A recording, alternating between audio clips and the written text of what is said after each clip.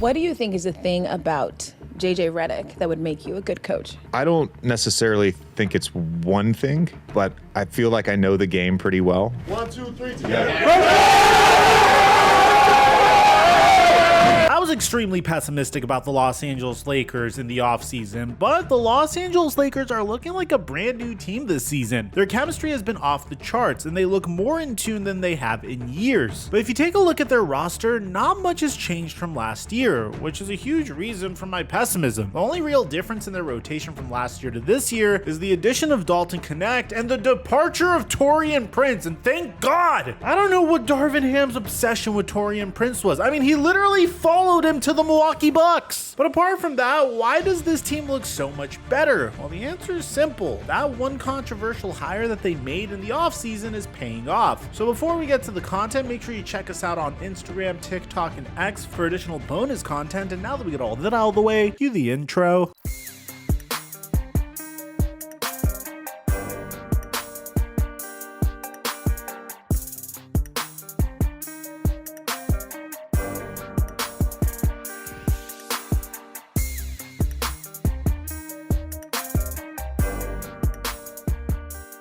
We dominated opening night on Prize Picks, hitting on the Anthony Edwards free square and making an easy $75, and then making another $150 on my Hauser LeBron James picks. We had a lot of NFL success as well, all in all making about $400 over the past week. Now, if you haven't signed up for Prize Picks, make sure you use my promo code microphone to get a free $50 when you make an entry of $5 or more. I give away my picks for free on Instagram at TheFlightMike or Snapchat at FlightMikeSnap, and thank you Prize Picks for the sponsor. Mic check 1 2 1 2. What's going on, everybody? JJ Redick and the Los Angeles Lakers have come out guns blazing so far this season, and it really feels like this year could be the year that LeBron James gets his 5th ring. I mean, this offense is something else completely. Last year, the offense was just as good on paper during the regular season, but the way the offense was being run was the most stagnant it's been in the LeBron era, and I honestly blame Darvin Ham completely. Listen, I got it.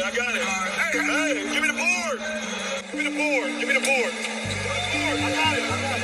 I mean, this is just insane. Whenever you have one of your players asking you for the board, the team clearly completely lost respect for him, and it's clear why. His lineups were a complete joke throughout most of 2023. He had no awareness of when to call a timeout or sit a slumping player. LA may have had good offensive numbers last year, but the style of basketball he wanted the Lakers to play was never going to work in the playoffs against a team like the Denver Nuggets. I mean, just take a look at this play from game 1 of that series, for example. There's 4.5 minutes left in the game. They're down 7, and somehow the ball ends up in D'Angelo Russell's hands while LeBron James just chills in a corner. Anthony Davis is going to come over and set a very weak high screen, and Aaron Gordon is going to drop to defend the roll. There's absolutely no off-ball movement here, and Taurean Prince is literally just in the way. What's his obsession with Taurean Prince? My apologies, back to the play. There's clearly a lane for D'Angelo Russell to swing the rock to LeBron in the corner, but no. He pulls up for an off-balance 26-foot three-pointer with 12 seconds left on the shot clock. Now compare that to this play from JJ Redick's 4th ever game as a head coach. The ball's in D'Lo's hands once again, but off the jump, there's already a ton more off-ball movement in this set. It starts with fake screens from LeBron and Jackson Hayes, followed by LeBron wrapping to the corner to force Dante DiVincenzo to switch off of Dalton Knecht. That switch forces Jaden McDaniels to pick up Knecht as he makes his way to the top of the key, but as soon as he turns around to chase him, there's Jackson Hayes with the screen, resulting in a high-quality look from 3, which Knecht is able to hit. There is a clear difference in the way that JJ Redick runs his offense compared to how Darvin Ham ran it. And sure, the Lakers may not look incredibly dominant off the jump, but this is going to be very important whenever the Lakers are in a playoff series. I mean, could you think about the last time LeBron James had a head coach that had the basketball IQ of JJ Redick? It was Eric Spoelstra, and they won 2 championships together. I mean, what other coach has the balls to say this to LeBron James?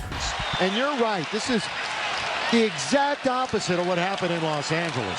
We're only a handful of games into his coaching career at any level, which is why I was so skeptical about this move to begin with. Again, whenever your favorite team makes a series of boneheaded decisions, you start to lose faith in them. But so far, JJ Redick has earned more respect from his players, his peers, and especially Laker fans like myself than Darvin Ham ever did. Just take Austin Reeves as another example. In 2022, Austin Reeves was a breakout star for the Lakers. He was shooting 40% from three and played a huge role in their run to the Western Conference Finals. Who could forget that first round series against the Memphis Grizzlies? Austin Reeves drilled a contested jumper, ran back and screamed, "I'm him!" Absolutely electric as a Laker fan. Not only did the Lakers have him return on a discount, but he was poised to play a more prominent role in 2023. But for some reason, Darvin Ham didn't think so. He would consistently have Austin Reeves come off of the bench in favor of 5 forward lineups involving Cam Reddish and Taurean Prince. Honestly, saying that name just gives me gray hairs at this point. It got to a point where Austin Reeves literally had to beg Darvin Ham to sub him in during their series against Denver. It really felt like Darvin Ham hated Austin Reeves for some reason. Now, Reeves is playing under a coach who had a relatively similar play style to him, and as a result is by far playing the best basketball of his career, averaging 17 points per game on 36% shooting from beyond the arc. And just listen to what Austin Reeves had to say about his head coach. He was very encouraging, talked about some of the things we did well, some of the things that he said that he thought he could have did better.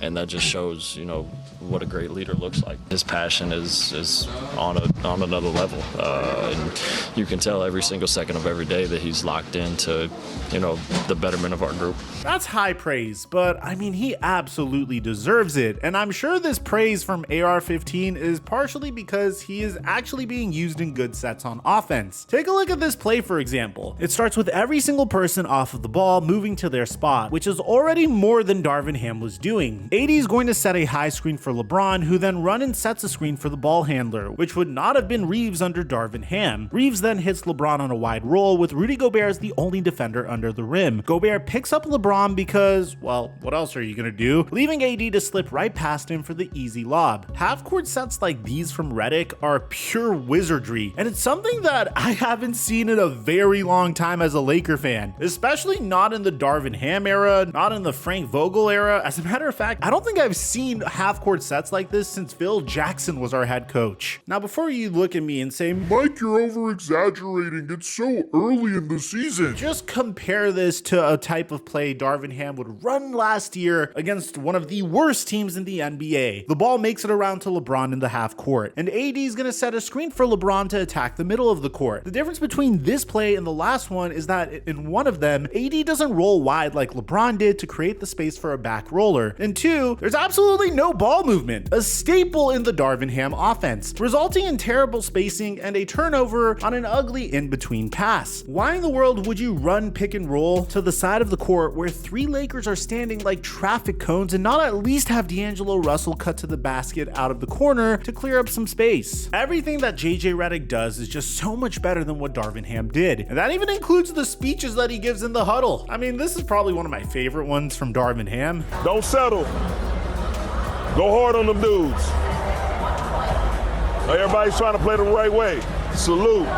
Be aggressive. Telling your team that you salute them for playing the right way is just insane. I don't want you to kiss your team's ass. I want you to coach the out of them. Yell at them. Tell them how to actually handle the game, as opposed to just going there, kissing up to them, and not drawing anything on the board. He was just letting players do their thing. Not only that, but when that failed, he would actually blame the players for the team's lack of success. I mean, towards the end of his tenure, when Darvin Ham was getting a bunch of criticism, which eventually resulted in his departure, he said this: if you're coaching a team and one of your starters is like 10 games in a row just the bed, what are you going to do? I mean, are you serious? You're the head coach. You're the guy in charge. D'Angelo Russell was an all-star. Trading for D'Angelo Russell was the difference between the Lakers being out of the play-in and making it to the Western Conference Finals. Obviously, Vando and Rui Hachimura had a huge role in that too, but this is a man that clearly has the potential to be coached into a very solid role player. Meanwhile, JJ Redick was already taking accountability after one loss. His first ever loss as a coach came against the the Phoenix Suns in a game where LeBron only had 11 points on 3 of 14 shooting, and LA still only lost by 4. Still, Redick would go on to say afterward that if there were one thing to nitpick, it would be him, taking the blame for not blitzing KD before he could beat them in the fourth and their 14-point second quarter. This is exactly who should be running the ship in LA. JJ Redick was the perfect hire. JJ Redick, on behalf of everyone who doubted you,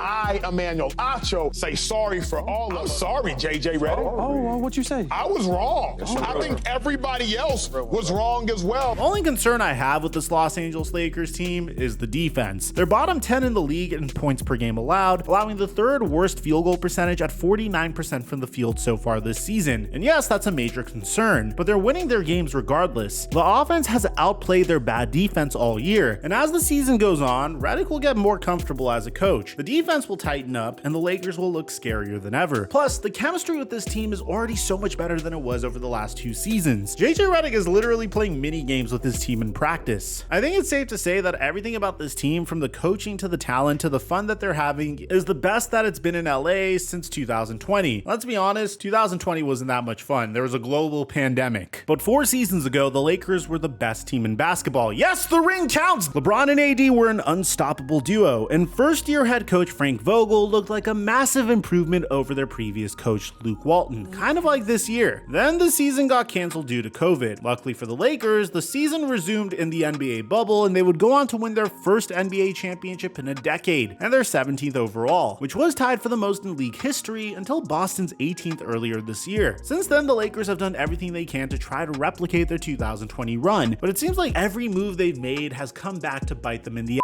After winning the NBA championship, the season would resume 3 months later. As a result of their lack of rest, the Lakers would get battered and injured throughout the 2021 season. And then after that, they wouldn't have their championship core return. They would trade Kyle Kuzma and KCP to the Wizards for a washed up Russell Westbrook, who was on a supermax contract, and it's a move that still haunts me till this day. They signed Talon Horton Tucker to a $30 million contract, but I still believe one of the worst things Rob Pelinka has done to this franchise is hire Darvin Ham. Ham set this team back years. I mean, yes, LeBron is 39 years old, and he doesn't have much longer, and for years the Lakers organization let him down. But now, in the final stretch of his career, his podcast partner got hired as his head coach, and things are looking up. If the Lakers win a ring this year, how hard would it be to say that JJ Redick is a top 3 coach in the NBA? If you guys enjoyed this video, we have another video on a potential move that the Golden State Warriors are looking to make. I'll leave a link to it in the end screen, and I'll meet you guys there. It sounds crazy, but if you paid attention to the signs, it seems very likely. I'm your boy Mike, and I'm dropping our mic until our next upload.